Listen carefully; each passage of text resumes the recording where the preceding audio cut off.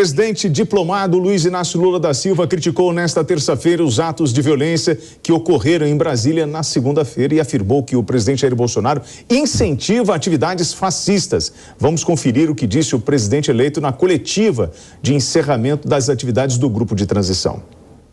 Este cidadão continua negando o resultado das eleições, continua incentivando gente a negar.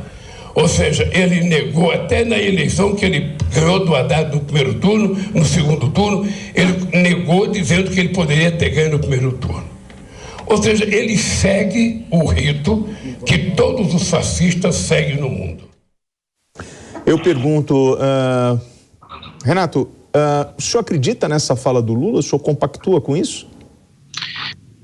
Eu acho que tem alguns pontos interessantes aí nessa fala do Lula que devem ser colocados. Primeiro é que, de fato, é constrangedor a todo o povo brasileiro e acho que é constrangedor aos petistas, aos bolsonaristas, esse comportamento do presidente da República. O presidente da República ele não está sendo um líder. O Bolsonaro, nesse momento, e é na derrota que os grandes líderes se apresentam, ele não está sendo o líder. O líder... E perdoe pela redundância, mas o que se espera de um líder é que ele lidere. Ele não tem feito isso. É como um pai. O pai, quando vê o filho fazendo alguma bobagem, e daí o presidente, quando vê os seus próprios eleitores fazendo alguma bobagem, ele deveria chegar, vir a público e falar, gente, não é por aí, não é desse caminho, eu perdi a eleição, vamos para casa, daqui 4 anos eu posso voltar a ser candidato até vencer as eleições novamente. E não é isso que o presidente está fazendo. Então é lógico, o Lula usa a retórica eleitoral dele, mas eu não critico a retórica eleitoral do Lula, porque o Lula está se apresentando.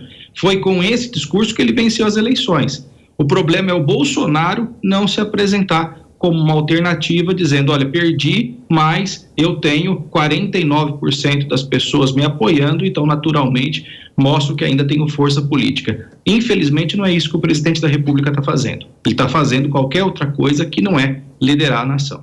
Renato, Bolsonaro é fascista? Eu não sei se ele é fascista. Eu acredito que fascista não, porque o fascista tem uma data. Eu acredito que ele tem alguns comportamentos fascistoides. Eu entendo dessa forma. Mas é uma discussão comportamental, assim como alguns comportamentos de outros líderes de direita também tem essas características, mas eu acho que é um pensamento ultrapassado falar dessa forma, porque é um pensamento datado. O fascismo é um movimento político que teve o momento que teve, infelizmente, com a Segunda Guerra Mundial, o Holocausto, com tudo que nós tivemos, nazismo e fascismo. Eu não acredito que seja a terminologia correta a colocar agora. O presidente da República, ele tem alguns comportamentos que podem lembrar de alguma forma algumas práticas fascistas, mas eu não entendo que isso deva ser colocado, uma alcunha e tudo mais. Na minha opinião, é muito mais uma retórica, assim como há retóricas também do ponto de vista da direita utilizadas contra o ex-presidente Lula, agora presidente eleito. Marco Antônio, sua avaliação sobre a fala do Lula, e eu repito a pergunta para você. O Bolsonaro é um fascista? Boa noite, audiência da Jovem Pan que nos assiste a essa hora. Bem, primeiro que eu achei interessante alguns pontos que o Renato trouxe aqui. Primeiro chamando de fascista e ao mesmo tempo não chamando, né? Ele tem comportamentos fascistas, mas eu não acho legal chamar de fascista. Ou seja, já chamou de fascista, né? Ou seja, é uma forma de dar aso, né? De ajudar na disseminação de um conteúdo totalmente tóxico que a imprensa corrupta, que a gente fala toda hora aqui, disseminou nesses últimos 4 anos. A tática do PT e a tática da esquerda é agir de maneira fascista, sem meios termos, né, sem meias palavras, e chamar os outros disso. A tática deles é exatamente essa. E é muito fácil, muito claro ver isso nas posições que o PT adota, nas ações do PT, no discurso do PT. Eles têm um discurso de aniquilação do opositor. Meu Deus do céu, a gente está falando aqui do Lula chamando o Bolsonaro de fascista. O que o Lula falou de esmagar o opositor, considerar como inimigo no ato da diplomação? Incensado por um magistrado, por um ministro do Supremo Tribunal Federal que falou a mesma coisa. E a gente está falando do Bolsonaro, que está quieto. Aí tem uma coisa, a gente pode falar, poxa, peraí, então o Renato está querendo dizer outra coisa, né? o Renato acha que o Bolsonaro deveria fazer valer o artigo 142 da Constituição. Perfeito, olha só que legal. Então eu e o Renato concordamos. Agora, se o Renato acha que o Bolsonaro tem que falar só aquilo que ele quer que o Bolsonaro fale, então isso é coisa de coletivista, isso é coisa de esquerdista que gosta, assim, de controlar o que as outras pessoas devem falar. Você já tem um discurso pré-moldado na sua cabeça e você fala, poxa, peraí, o Bolsonaro só pode falar isso. Porque se ele falar o contrário disso, ele é fascista e antidemocrático. Então, eu acho muito engraçado, né, como a mentalidade esquerdista costuma funcionar sempre de maneira enviesada, né? A gente esquece que existe liberdade de expressão. Agora, de novo, a gente pode falar assim, a gente pode falar do 142 aqui, a gente pode falar dos excessos e abusos do Poder Judiciário, que hoje são muito mais preocupantes do que qualquer outra coisa. A gente pode falar de atos fascistas, de manifestantes infiltrados numa manifestação, né, que aconteceu ontem no Distrito Federal, e as notícias todas colocavam só como se fossem bolsonaristas cometendo transgressão, vandalismo e depredação de patrimônio público.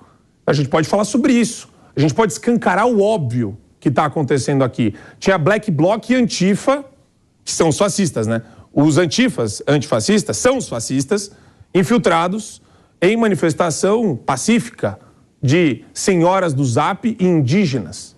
A gente pode falar sobre isso aqui também. Acho que faz muito sentido.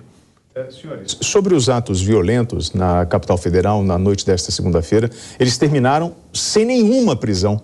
O Ministério Público, inclusive do Distrito Federal e Territórios, deu 5 dias para que a Polícia Militar apresente relatórios sobre a operação. Nesta tarde, o governador Ibanez Rocha divulgou em uma rede social que orientou a Secretaria de Segurança Pública do Distrito Federal para que identifique e puna os responsáveis pelos atos de vandalismo. Renato, você não acha isso um absurdo? Nós tivemos pessoas queimando carros, ônibus e não conseguiram prender ninguém. Eu acho um absurdo, com certeza. E daí eu retomo aqui a fala do Marco, né, com muito respeito à opinião dele, mas eu acho que a gente não tem que falar de artigo 142 da Constituição, e as pessoas que leem meus escritos, que leem meus livros, sabem o que eu penso sobre o artigo 142, que existe um entendimento muito errado sobre isso, mas eu convido as pessoas a lerem o artigo 359 do Código Penal, que é um artigo recente, incluído, inclusive, na gestão do presidente Bolsonaro, tem o nome dele nessa lei que fez a alteração do Código Penal, que fala que tentar abolir o Estado Democrático de Direito com um emprego de violência, grave ameaça, como é o caso agora, o que essas pessoas estão querendo aí é abolir o Estado Democrático de Direito. O que eles querem é tentar subverter a ordem. E daí eu acredito que pessoas conservadoras devem pensar o seguinte: quem pratica ato de violência, quem pratica ato de vandalismo, para quem está atentando contra a lei e a ordem numa noite na capital do país, isso é coisa de bandido, isso é coisa prevista no Código Penal. E bandido tem que ser tratado como bandido. A polícia tinha que ter prendido essas pessoas, independentemente da posição política delas, deveria ter levado para a delegacia, e o próprio Código Penal fala reclusão de 4 a 8 anos. É isso que tinha que ter acontecido. Infelizmente, eu lamento muito que a Polícia Militar do Distrito Federal, que a própria Polícia Federal não tenha promovido as devidas prisões que deveria ter promovido. Como é que um cara faz isso na capital federal? Botando fogo em ônibus, botando fogo em carro, destruindo patrimônio público, destruindo patrimônio privado, e levando em conta que é uma manifestação política. Manifestante político não faz isso. Isso daí é coisa de bandido. E volto a dizer, bandido é coisa de polícia. Quem vai atrás de bandido é polícia, leva para a delegacia, prende, algema. É isso que tem que ser feito. Essas pessoas não são manifestantes. Não são manifestantes, é gente que quer lutar por direitos. Manifestantes são pessoas que se engajam em movimentos sociais, movimentos políticos, fazem política, participam das eleições por meio dos partidos políticos, vencem eleições, perdem eleições, vão para casa, se perder, tenta ganhar na próxima vez. Isso daí não é manifestação, portanto, lamento muito que não tenha acontecido prisões. Se não aconteceu, pode vir uma outra onda mais violenta, porque quando a bandidagem não é reprimida, O que acontece é que ela é incentivada a fazer mais e pior. Mas, Renato, o problema da sua manifestação é que não fica claro para as pessoas que estão nos ouvindo que existe uma diferença gigantesca entre os manifestantes e os infiltrados. Só com os poucos vídeos que a gente conseguiu analisar ontem, vários outros que surgiram hoje também durante o dia, dá para notar que existe um grupo de infiltrados, né, com mochila, se passando por manifestante. Então eles colocam uma bandeira do Brasil nas costas, uma camiseta amarela, uma camiseta verde e começam a criar esse tumulto, criar esse caos. Então, isso é uma não discussão, né? Que todo mundo que nos escuta concorda que esse pessoal tem que ir para a cadeia. Mas a questão é, esse pessoal, segundo a imprensa, essa imprensa nojenta, eles estão falando que são os bolsonaristas. Esse é o ponto. É aí que está a discussão, a malandragem, a safadeza. Quer dizer, a gente quer apuração, porque se houver apuração, chega na pessoa que cometeu o ato de vandalismo. Todo mundo quer isso. Agora, o que impressiona é você ver uma manchete atrás da outra falando que a mobilização contra a Polícia Federal, que tentou invadir a sede da Polícia Federal, de bolsonaristas, de radicais, de extremistas, e uma turminha do Twitter de esquerda, esses sim adoram bandido, eles defendem toda a bandidolatria que existe, tratam bandido como vítima, essa é a tara deles. Esse pessoal vai nas redes sociais e fala sobre lei e ordem. Quer dizer, é de uma sacanagem, de uma hipocrisia, porque eles falam de lei e ordem imputando a manifestações pacíficas, que foram pacíficas durante os 40 dias pós-período eleitoral e que foram pacíficas nos últimos 7 anos. Eles querem imputar a esse mesmo grupo de pessoas atos de vandalismo, como botijão de gás no meio da rua, debaixo do ônibus, que nunca existiu em nenhuma das grandes e maiores manifestações que houve já no mundo ocidental. A gente está falando de milhões de pessoas na rua sem uma lixeira virada.